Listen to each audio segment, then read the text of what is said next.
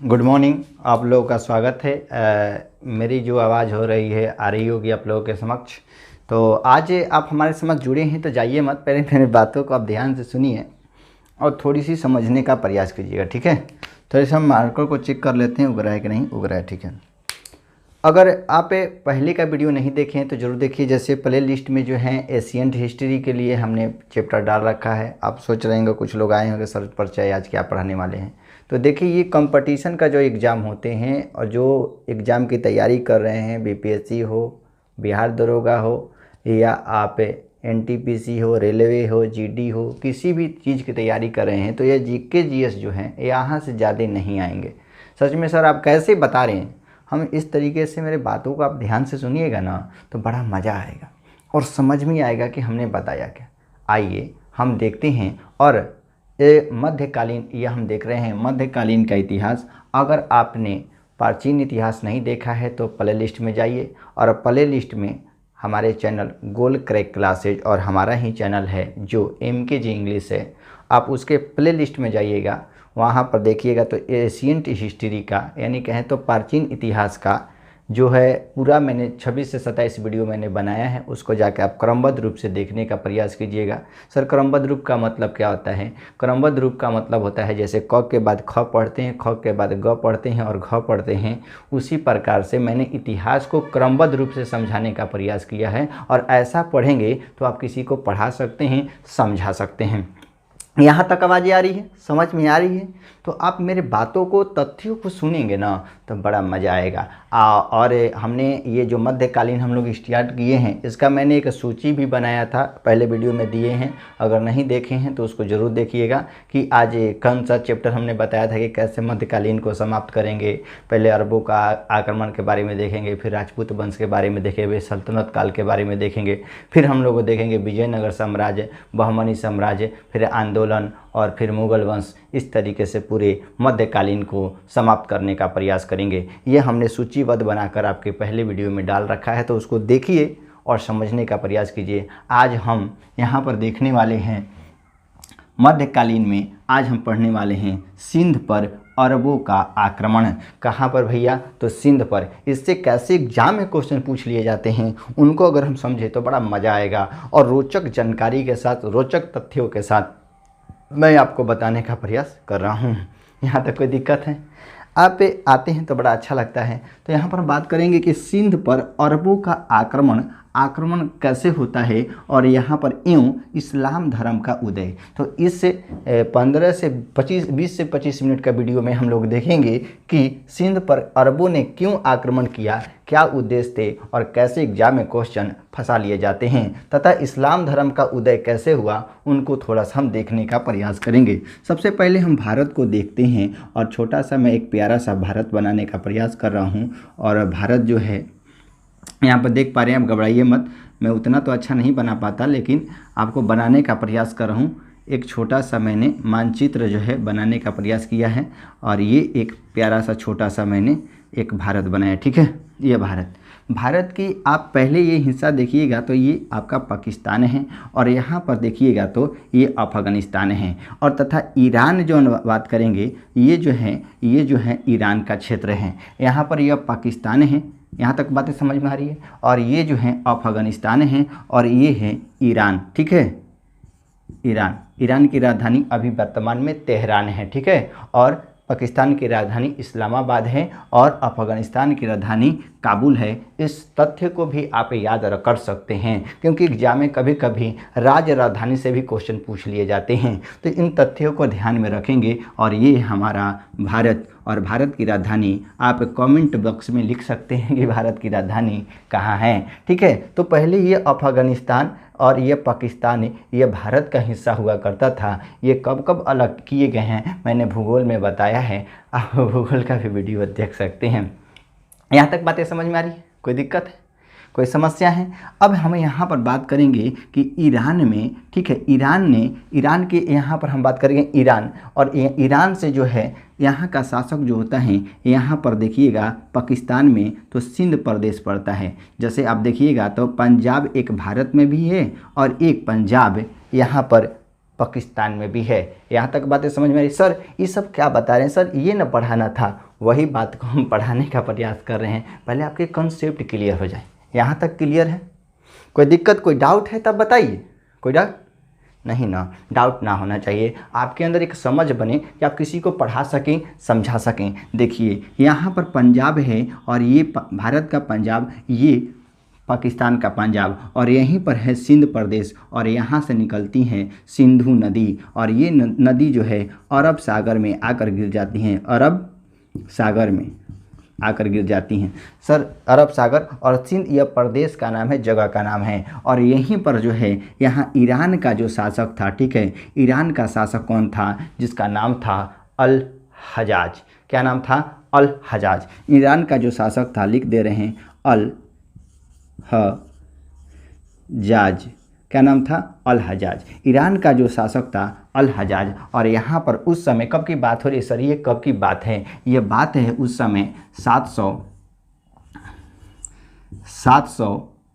ईस्वी से लेके हम बात करेंगे, ठीक है, 700 ईस्वी से लेके बात करेंगे हम, ठीक है, 1206 के बीच। इसमें 3 लुटेरे आते हैं, जिसके संदर्भ में यह घटना जब है, ये जब राजा थे अल हजाज, उस समय 712 AD की बात है। उस समय अल हजाज के एक सेनापति हुआ करते थे, जिनका नाम था महमूद कासिम। महमूद कासिम। यहाँ तक बातें समझ आ रही? मोहम्मद बिन कासिम होता है नाम उनका, मोहम्मद बिन कासिम, ठीक है, मोहम्मद बिन कासिम इनका नाम था। ये क्या थे? अल हजाज के सेनापति थे, ठीक है। क्या थे? सेनापति थे। सर ये सब अच्छे से समझा रहे हैं ना जी? एकदम अच्छे से समझाने का प्रयास कर रहे हैं। ये जो थे अल हजाज के सेनापति थे मोहम्मद बिन कासिम, ठीक है, मोहम्मद कासिम कहे, मोहम्मद बिन कासिम जो थे ये सेनापति थे। कहाँ के? ईरान के। इसे ईरान को पहले फारस बोला जाता था। क्या बोला जाता था? फारस, ठीक है। फ्रांस नहीं लिखे हैं, फारस लिखे हैं, यहाँ पर न देंगे तब होगा, ठीक है। ये फारस का क्षेत्र होता था और उस समय इसकी राजधानी दामिश हुआ करती थी, याद रखेंगे। अभी ईरान की राजधानी कहाँ है? तेहरान। इस बात को भी ध्यान रखेंगे, ठीक है। अभी वर्तमान की बात हो रही, और उस समय हम कब की बात कर रहे थे? 712 की, ठीक है। इस समय क्या होता है कि अल हजाज ने क्या किया कि अपने सेनापति का, ठीक है, यहाँ पर सिंध प्रदेश पर आक्रमण करने के लिए विदा किया। ऐसे क्या कारण थे सर कि यह आक्रमण करने चला गया? उनके कारण को देखेंगे तो पहला ये जो था, ये साम्राज्य, ठीक है, साम्राज्य दिखाई दे रहा है, दिखाई दे रहा है। अभी हम देख ले थोड़ा सा पीछे, हम अकेले हैं भाई, अकेले हैं, थोड़ा सा देख लेते हैं। देखिए कट रहा है ना, कट रहा है, आगे देखते हैं। साम्राज्य विस्तारित, यहाँ पर लिख देते हैं विस्तारित, ठीक है, विस्तरित बोले हैं, ठीक है ना। कोई बहुत लोग कमेंट कर रहे हैं, बहुत बहुत धन्यवाद। विस्तरित, ठीक है, विस्तृत एवं धन प्राप्ति, ठीक है, प्राप्ति। तथा दूसरा उद्देश्य था इनका, पहला दूसरा उस स्टेप का था, दूसरा ये इस्लाम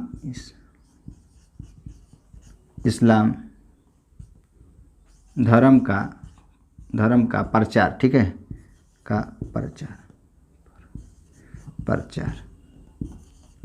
करना।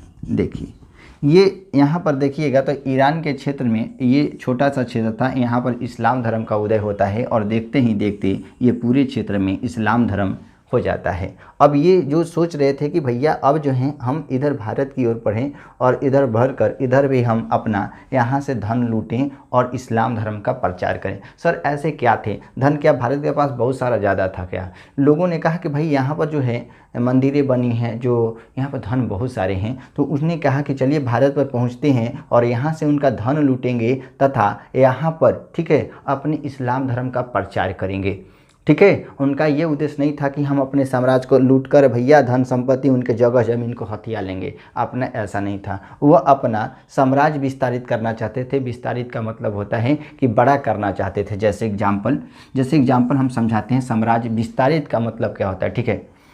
जैसे ये सासाराम है, ठीक है। और यहाँ पर आप देखिएगा तो डिहरी, ठीक है, ये विक्रमगंज है। यहाँ सासाराम के राजा अलग है, डिहरी के राजा अलग है, विक्रमगंज के राजा अलग है। बात समझ में आ रही है। तो सासाराम के राजा ने पहले डिहरी पर आक्रमण किया, तो जब आक्रमण किया तो सासाराम के राजा ने डिहरी को जो हटा दिया, तो इनका साम्राज्य बड़ा हो गया कि नहीं हो गया, इस क्षेत्र का साम्राज्य बड़ा हो गया। तो इस तरीके से ये चाहते थे कि अपना साम्राज्य बड़ा करे और यहाँ से जो धन संपत्ति होते थे उनको लूट कर अपने पास रखें। बात समझ में आ रही है। तो ये साम्राज्य विस्तारित करने के लिए तथा धन प्राप्ति करने के लिए ये आक्रमण करते हैं। और आक्रमण करने वाला कौन था, ये मोहम्मद बिन कासिम। यह कब सिंध पर आक्रमण करता है, यहीं पर सिंध प्रदेश है, यह कब आक्रमण करता है, तो 712 AD में, ठीक है। 712 AD में जो है, AD मतलब होता है ईस्वी, AD का मतलब ईस्वी, एनो डोमिन इसका इंग्लिश में बोलते हैं, एनो डोमिन बोलते हैं। यहाँ तक बातें समझ में आ रही है, कोई दिक्कत है, कोई समस्या है तो आप बताइए। यहाँ तक कोई दिक्कत नहीं। एनो डोमिन 712 AD में मोहम्मद बिन कासिम ने क्या किया, आक्रमण किया किस पर, यह सिंध प्रदेश पर जो पाकिस्तान का क्षेत्र था। और यहाँ के जो शासक थे उस समय शासक थे, उनकी भी बात थोड़ा, इनका शासक जो था, सिंध का शासक जो था जिसका नाम था दाहिर। कौन शासक था, दाहिर। दाहिर जो था यहाँ सिंध प्रदेश का राजा था। यह क्वेश्चन पूछा जाता है कि मोहम्मद बिन कासिम ने जब सिंध पर आक्रमण किया तो वहाँ का राजा कौन था, तो दाहिर। दाहिर राजा था। कौन था राजा, राजा जो था वह था दाहिर। यहाँ तक बातें समझ में आ रही। ये जो दाहिर जो था यह क्या करता है कि भैया वहाँ पर आक्रमण होता है और वहाँ से दाहिर जो होता है हार जाता है, पराजित हो जाता है। और मोहम्मद बिन कासिम जो होते हैं धन संपत्ति लूटता है तथा इनकी 2 बेटियों को भी लेकर चला आता है। उनसे फिर विवाह होता है, ठीक है। इनकी लंबी कहानी है, लेकिन मैं पीटी के लिहाज से मैं बताने का प्रयास कर रहा हूँ, आपको पूरा समझ में आ रहा होगा। अगर दिक्कत है, समस्या है तो आप ज़रूर कमेंट करेंगे कि सर आप थोड़ी सी अच्छे से समझाइए, तो मैं प्रयास करूँगा कि अच्छे से समझाऊँ, ठीक है। और ये सब सर ये कहाँ से बता रहे हैं, तो इनकी जो जानकारी जो मिलती है, पूरी चीज़ की जो जानकारी मिलती है, एक पुस्तक है जिसका नाम है चचनामा। कौन सी पुस्तक है, चचनामा पुस्तक से जो है इनकी जानकारी मिलती है। चचनामा,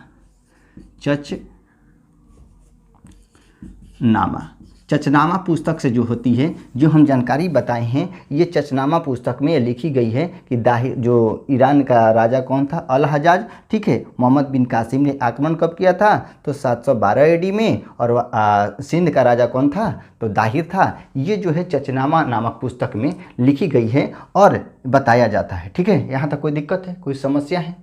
इसके पहले भी कुछ आक्रमण हुए थे, कोई कहता है कि 711 AD में आक्रमण हुए थे, उनसे क्वेश्चन नहीं पूछे गए हैं, इसलिए नहीं मैं बता रहा हूँ। 711 AD में जो आक्रमण करने वाले जो व्यक्ति थे जिनका नाम था अब्दुल्ला और बुंदेल, ठीक है, ये जो आक्रमण करते हैं ये असफल हो जाते हैं। लेकिन सफल आक्रमण 712 AD में किसने किया था, तो मोहम्मद बिन कासिम ने। और क्वेश्चन ये पूछा जाता है कि भारत में सबसे पहले जजिया किसने लगाई थी, तो भी याद रखेंगे महमूद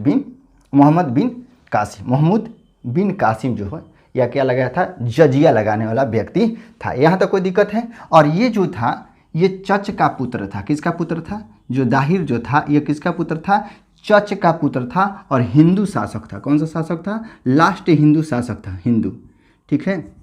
यहाँ पर लिख देते हैं हिंदू शासक था, लास्ट हिंदू शासक था। कौन, ये राजा दाहिर, ठीक है। राजा दाहिर जो था कहाँ का, सिंध का राजा था। यहाँ तक कोई दिक्कत है, कोई समस्या है, इसको मिटा दें।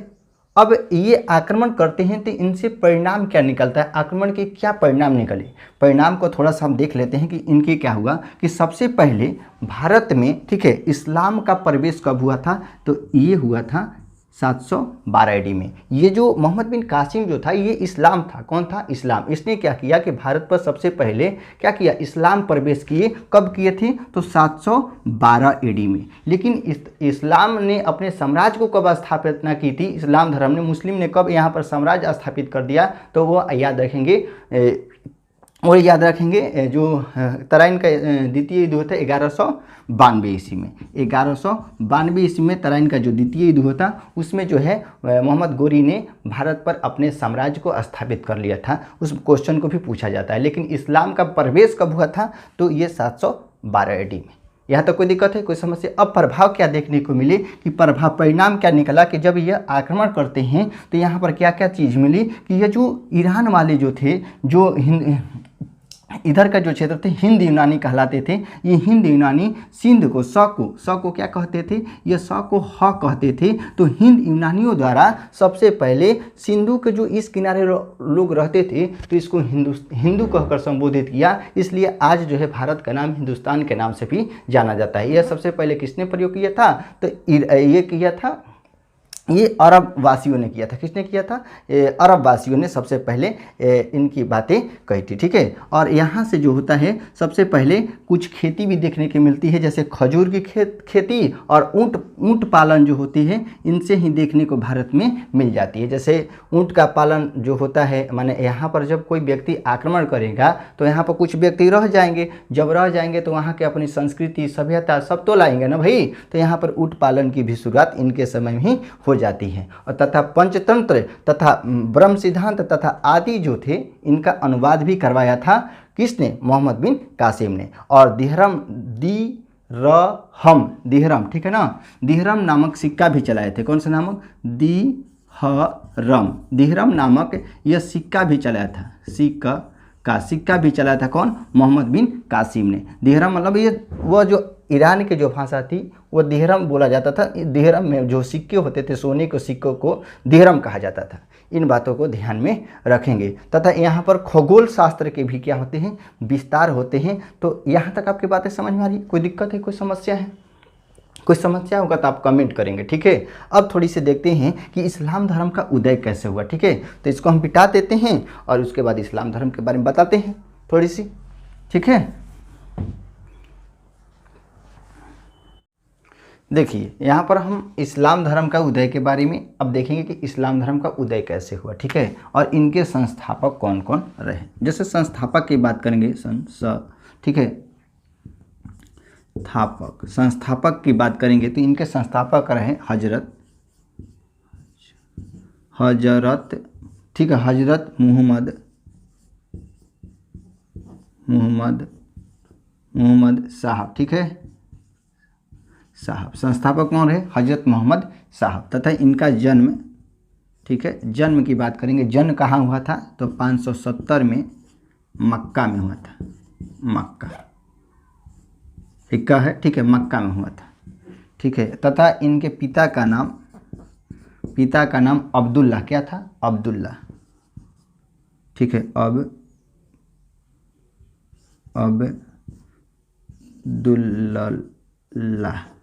अब्दुल्ला, ठीक है, अब्दुल्ला था। तथा माता का नाम, ठीक है, माता का नाम अमीना। ठीक है, तथा इनके जो है ज्ञान की प्राप्ति कहाँ हुई थी, ज्ञान की प्राप्ति, ठीक है, ये हुआ था 610 में हीरा नामक गुफा पर। ठीक है, 610 ईस्वी में हीरा नामक गुफा में। ठीक है, समझाते हैं, आप घबराइए मत। ठीक है, और इन्होंने हिजड़ी संवत चलाया, हिजड़ी संवत, ठीक है, संवत चलाया। हिजड़ी संवत कब चलाया था, ये याद रखिएगा कि ये चलाया था 24 सितंबर, ठीक है, 622 को, 22 ईस्वी को। ठीक है, और इसे मक्का मदीना में ये जाते थे। इनकी एक पुत्री थी, इनका विवाह पहले हुआ, विवाह जो हुआ था ये खदीजा से हुआ था। किससे, खदीजा से। ठीक है, इनकी पुत्री जो हुई, पुत्री का नाम क्या था, फतीमा। ठीक है, और इनके दामाद का नाम क्या था, दामाद का नाम यहाँ तक दिखाई दे रहा है, कोई दिक्कत नहीं है। दामाद का नाम क्या था, ठीक है, ये दामाद का नाम था अली। कोई समस्या है, कोई समस्या यहाँ तक? अब देखिए इनकी मृत्यु कब हुई थी, यहाँ पर लिख दे, नहीं दिखाई दे रहा तो। मृत्यु जब हुई थी, ये हुई थी 632 में, 32 ईस्वी में। कहाँ, ठीक है, तो इनकी मृत्यु, इन्हें मदीना में दफनाया गया। कहाँ दफनाया गया, मदीना में दफनाया गया। पवित्र जो है पवित्र ग्रंथ कौन सा है, इनका पवित्र ग्रंथ है कुरान। अभी समझा रहे हैं, सर समझा रहे हैं, आप भागिए मत, देखिए पहले वीडियो को पूरा देखिए, समझने का प्रयास कीजिए।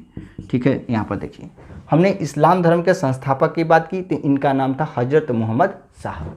और इनके जो जन्म होता है वह 570 ईस्वी में, और कहाँ हुआ था, तो मक्का में हुआ था। कहाँ, मक्का में। इनके पिता का नाम अब्दुल्ला, ठीक है, यहाँ पर ब लिखा रहे अब्दुल्ला, और इनकी माता का नाम अमीना था।